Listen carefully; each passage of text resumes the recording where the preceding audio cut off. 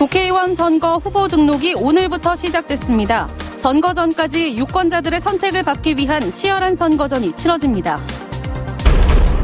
아동 청소년 음란물 수천 건을 유포한 혐의로 1심에서 징역 1년을 받은 운영자 켈리의 항소심 선고 공판이 솜방망이 처벌이라는 논란이 일면서 연기됐습니다. 코로나19 확진자인 인제 30대 유학생은 자가격리 기간 외출은 없었지만 인제 잔디 고장에서 세 차례 운동한 것으로 나타났습니다. 식목철을 앞두고 나무를 나눠주는 방식이 달라졌습니다. 코로나19 여파로 사회적 거리 두기가 적용되고 있습니다. 시청자 여러분 안녕하십니까? 국회의원 선거 후보 등록이 오늘부터 시작됐습니다. 지금까지 강원도에서는 모두 34명의 후보가 등록을 마쳤습니다. 이들은 4월 15일 선거 전까지 유권자들의 선택을 받기 위해 치열한 선거전에 나서게 됩니다. 백승호 기자가 보도합니다. 21대 국회의원 선거 후보 등록 첫날, 본선 무대에 등판하는 후보들이 일찌감치 선관위를 찾았습니다. 더불어민주당과 미래통합당의 경우 춘천, 철원, 화천, 양구, 갑과 을 지역 후보들이 함께 등록하며 원팀을 강조하는 모습을 보였습니다. 대한민국 국민들이 자랑스러워할 수 있고 많이 찾을 수 있는 그런 춘천으로 만들어 나가겠습니다. 이 김진태 이번에 한번 밀어주시면 춘천 경제 살리고 대한민국 살리겠습니다. 엄지철의 돌풍이 기대되고 있습니다. 저 또한 많은 시민들도 기대하고 있고요.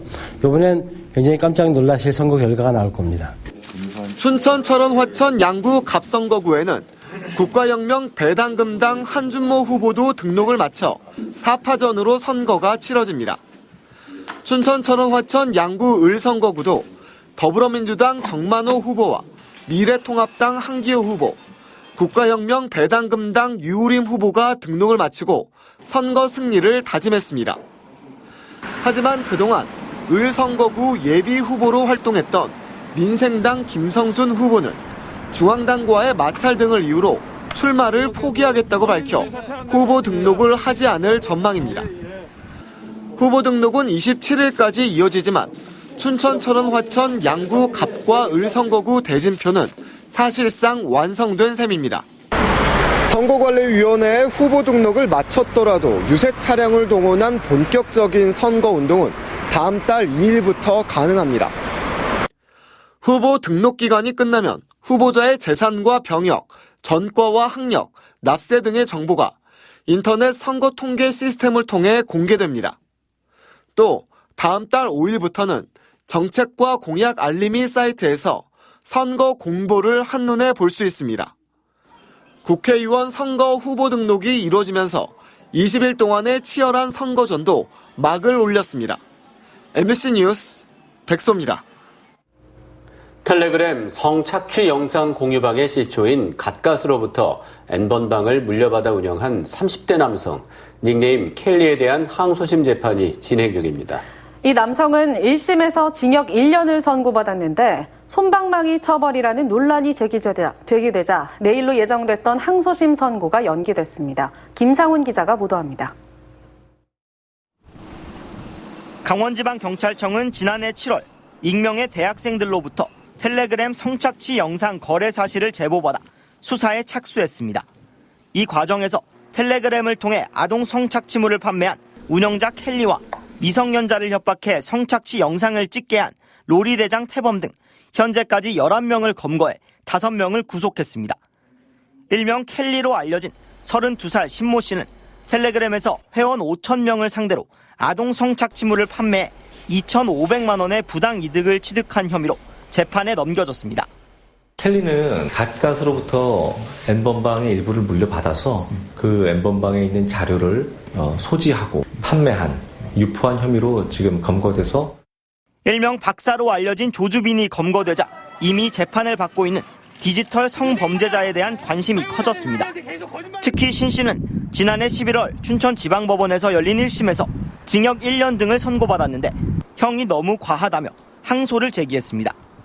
춘천지검은 1심에서 2년을 구형했지만 신 씨가 범행을 자백하고 다른 유포자를 검거하는데 단서를 제공했다며 항소하지 않았습니다. 이 때문에 항소심에서는 1심보다 무거운 형이 내려질 수가 없게 됐고 시민단체에선 처벌이 너무 약하다는 지적이 이어지고 있습니다. 처벌 강도가 상당히 약하기 때문에 계속해서 재범이 되는 것 같습니다. 그래서 이런 부분들을 미연에 방지하기 위해서 강하게 처벌하는 것을 저희는 요청하고 있습니다. 이에 춘천지검이 급하게 변론 재개를 신청해 27일로 예정된 항소심 선고는 다음 달 22일로 연기됐지만 비판은 피할 수 없게 됐습니다. 또 검찰은 신 씨가 음란물을 제작했는지 여부를 보완 수사하겠다는 입장문을 발표했습니다. 신 씨 외에도 미성년자 3명을 협박해 아동 성착취물 70여 건을 제작한 19살 배모 씨에 대한 1심 재판도 오는 31일로 예정돼 이들에 대한 재판과 형량에 관심이 쏠리고 있습니다.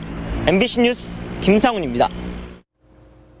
투숙객이 호텔에서 가운과 수건 같은 객실 비품을 가져가면 어떤 처벌을 받게 될까요?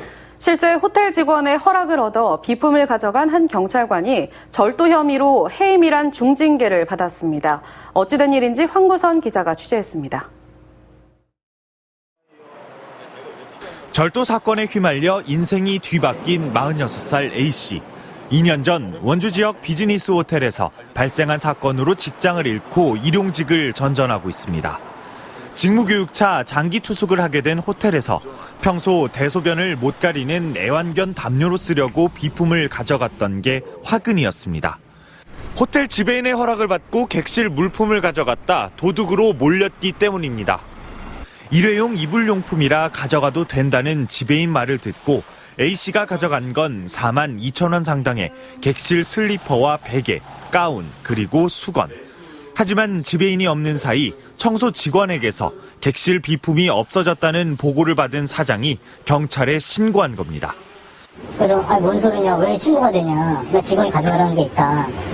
경찰 주인이 신고를 했다니까 황당해갖고. 경찰은 호텔 사장의 말만을 토대로 A씨를 절도 혐의로 검찰에 넘겼습니다. A씨에게 해당 물건을 가져가도 좋다고 허락한 지배인의 진술은 받아들이지 않았습니다. 오픈하고 얼마 안 된 이벤트에서 가져가라고 했고 제가 가져가라고 했고 키를 줬어요. 제가 그 사람이 몰래 딴 방 가고 훔쳐간 게 아니고. 검찰에서 기소 유예 처분이 나오면서 현직 경찰관이었던 A씨는 해임됐습니다. 절도 사건을 신고한 사장도 지배인 말을 뒤늦게 전해들어 오해였다는 내용의 탄원서까지 제출했지만 상황은 바뀌지 않았습니다. 그거를 중하게 봤어요. 15기간의 경찰 자질을 아마 위원들도 심각하게 고려하지 않았나. 수건과 베개를 그것도 허락받고 가져갔다는 이유로 절도범이 돼버린 A씨는 해임만큼은 부당하다며 행정소송을 제기했습니다. MBC 뉴스 황구선입니다. 해마다 이맘때면 나무 나눠주기 행사가 열려 묘목을 받으려 길게 줄 서 있는 시민들의 모습을 볼 수 있었는데요. 그런데 올해는 코로나19 여파로 나무를 나눠주는 방식이 달라졌습니다. 김인성 기자입니다. 묘목을 받으려고 이른 아침부터 길게 줄 서 있는 시민들. 해마다 이맘때면 갖가지 진풍경을 자아내던 이 모습을 올해는 볼 수 없습니다. 정선 공설운동장 한쪽에 묘목이 쌓여 있습니다. 마을 이장들이 1톤 트럭을 타고 와 싣고 가고 10분 뒤 다른 마을 이장이 또 싣고 갑니다. 코로나19 사태로 사람들이 많이 모이는 것을 피하려다 보니 정선군이 10분 단위로 계획을 짜 이장을 통해 주민들에게 주는 겁니다. 사회적 거리두기 정부 지침에 따라서 매년 실시하던 나무 나눠주기 행사를 전면 취소하게 되었습니다. 이에 따라 올해는 읍면별 묘목 수요 조사를 통해서 읍면별로 묘목을 배부하기로 하였습니다. 이렇게 싣고 간 나무는 마을별로 원하는 주민들에게 나눠졌는데 이장 한 명의 수고로 다수의 주민들이 편히 받을 수 있어 새롭다는 반응이 많았습니다. 시골 분들은 거의 혜택을 못 보고 읍내 주민들이 많이 줄을 서서 나눠 갖고 또 그렇게 이제 많이 진행된 것 같은데 올해는 읍면에 하니까 좀 수고스러운 것도 있지만 이렇게 나눠주니까 또 주민들하고 소통하는 기회도 되고. 동부지방산림청은 고심 끝에 온라인 추첨을에 나무 구입 쿠폰 그루콘을 나눠줬습니다. 그루콘을 갖고 강릉시 월호평동에 있는 나무은행에 가서 묘목으로 바꾸는 겁니다. 당첨된 그루콘을 갖고 이곳 나무은행에 오면 100여 종에 이르는 다양한 나무 가운데 해당 액수만큼 골라 가져갈 수 있습니다. 현재까지 70여 명이 사용했고 다음 달 10일까지 쓸 수 있습니다. 갑작스럽게 시작하느라 홍보가 덜 됐고 온라인에 익숙하지 않은 세대는 불편하지만 간편하고 정확하게 할당에 나눠줄 수 있어 확대 시행 여부를 검토할 계획입니다. 설문조사나 그런 방식을 통해서 피드백을 통해서 좀 좋은 방식이면은 좀 더 내년에는 확대할 수 있도록 한번 건의하도록 하겠습니다. 예상치 못한 코로나19 사태가 오랜 전통의 나무 나눠주기 방식을 바꿔놓고 있습니다. MBC 뉴스 김인성입니다.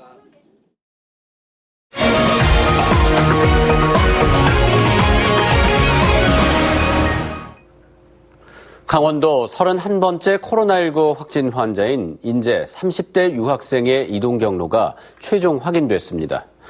인제군과 방역당국은 지난 24일 확진 판정을 받은 30대 유학생에 대한 역학조사 결과 인제 도착 이후 자가격리 기간 외출은 없었지만 인제 잔디구장에서 3차례 혼자 운동했다고 밝혔습니다. 특히 SNS를 통해 떠도는 대형마트와 노래방 등은 다니지 않았다며 확인되지 않은 정보에 현혹당하지 않도록 주의를 당부했습니다. 코로나19 확산이 우려돼 양구 곰취축제가 취소됐습니다. 양구군 축제위원회는 당초 5월 1일부터 사흘간 개최 예정이었던 곰취축제를 코로나19 확산 방지를 위해 취소하기로 결정했습니다. 이에 따라 양구군은 곰취 팔아주기 행사를 열어 곰취축제 행사장에서 판매 예정인 계약 물량 7,200상자를 소화할 계획입니다. 특히 양구 곰취 팔아주기 행사에서는 1kg 등이 한 상자당 택배 비용 3,000원을 지원해 10,000원에 판매합니다. 코로나19 사태의 숨통을 트기 위해 긴급 편성된 생활안정지원금 등 추경안 심사가 막바지에 이르렀습니다. 강원도의회 예산결산특별위원회는 오늘 각 상임위에서 심사된 내용을 바탕으로 강원도가 제출한 추경 예산안 1,651억 원을 심의했습니다. 추경 예산안이 내일 본회의를 통과하면 다음 달 말쯤 생활안정지원금이 한 사람에 40만 원씩 취약계층 30만 명에게 지급되고 관광촉진과 일자리 분야에도 예산이 본격 투입될 예정입니다. 한편 강원도가 추진하는 생활안정지원금의 지원 대상이 일부 변경됐습니다. 강원도는 소상공인 지원이 충분치 않다는 지적에 따라 연매출액 7천만 원 이하였던 소상공인 지원 기준을 연매출액 1억 원 이하로 확대했습니다. 또 기초수급자와 아동수당 대상자에 이어 차상위 계층은 코로나19와 관련한 정부 지원 계획에 포함되면서 제외됐습니다.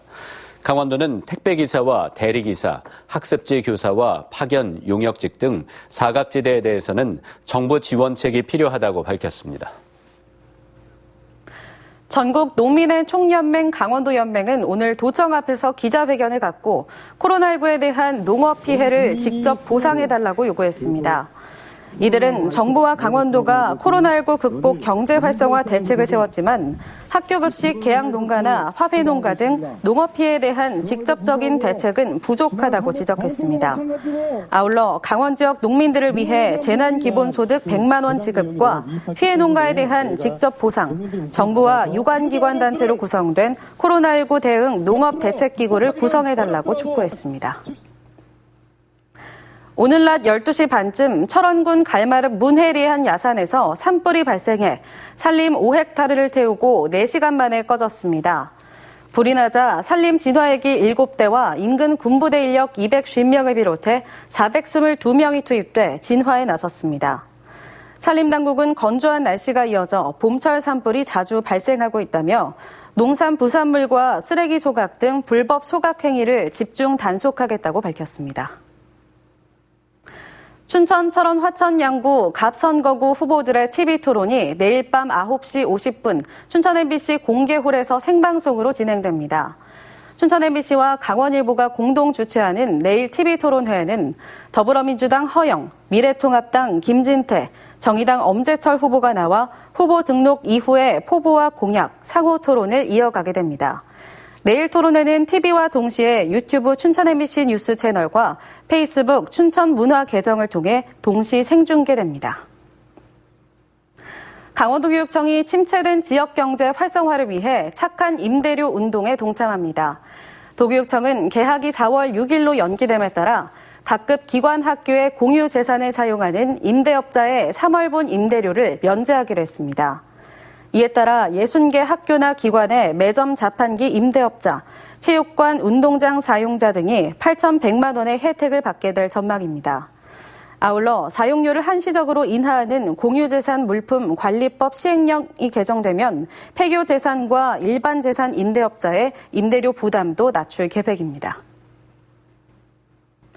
정의당 강원도당 학생위원회가 코로나19 사태로 비대면 강의를 하고 있는 대학들에 대해 입학금과 등록금 일부를 반환해야 한다고 밝혔습니다.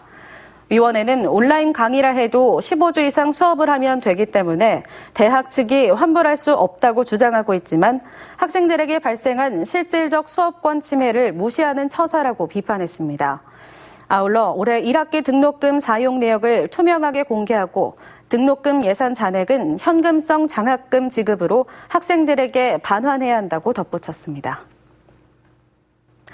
최문순 강원지사의 재산이 다소 증가해 16억 원에 가까워졌습니다.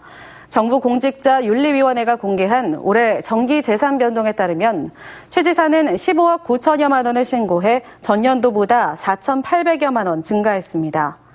한금석 도의회 의장도 본인 소유 건물 가액 변동 등의 이유로 6,500여만 원 증가한 6억 3천여만 원을 신고했습니다. 민병희 도교육감의 재산은 5억 4천여만 원으로 전년도보다 5,500여만 원 늘었습니다. 대상자 중 최고 재력가는 조성호 도의원으로 22억 5천만 원을 신고했고 가장 적은 신고액은 조인묵 양구군수가 마이너스 1억여 원입니다. 지금까지 춘천에서 전해드렸습니다. 이상으로 뉴스데스크 강원을 마칩니다. 시청해주셔서 고맙습니다.